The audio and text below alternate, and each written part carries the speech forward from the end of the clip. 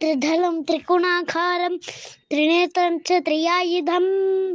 त्रिजन्म पापसंहारम् एकबिल्वं शिवार्पणम् त्रिशाकै बिल्वपत्रैश्च अच्छित्रै कोमलै शुभै तव पूजां करिष्यामि एकबिल्वं शिवार्पणम् कोटिकन्या महानानं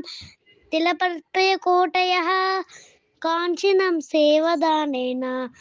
एकबिल्वं शिवार्पणम् काशीक्षेत्रनिवासं च कालभैरवदर्शनम् प्रयागे माधवं दृष्ट्वा एकबिल्वं शिवार्पणम् इन्दुवारे व्रतं स्थित्वा निराहारो महेश्वर नक्तं भविष्यामि देवेश एकबिल्वं शिवार्पणम् रामलिङ्गप्रतिष्ठा च वैवारिककृतं तदा तटाकानि च सन्तानम् एकबिल्वं शिवार्पणम् अखण्डबिल्वपत्रै च आयुधं शिवपूजनम् कृतनामसम् अस्रेण एकबिल्वं शिवार्पणम् मया सह देवेश नन्दिवाहनमेव च भस्मलेपन सर्वाङ्गम् एकबिल्वं शिवार्पणम् सालाग्रामेषु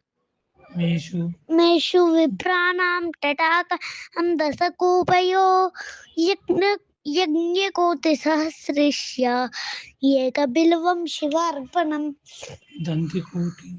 दन्तिकोटिसहस्रस्य अश्वमेध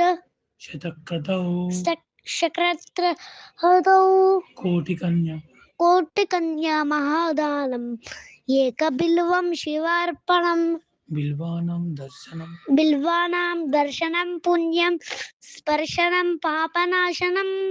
अघोरपापसंहारम् एकबिल्वं शिवार्पणम्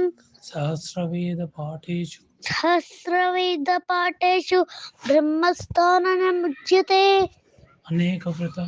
अनेकव्रतकोटीनाम् एकबिल्वं शिवार्पणम् अन्नदानसहस्रेषु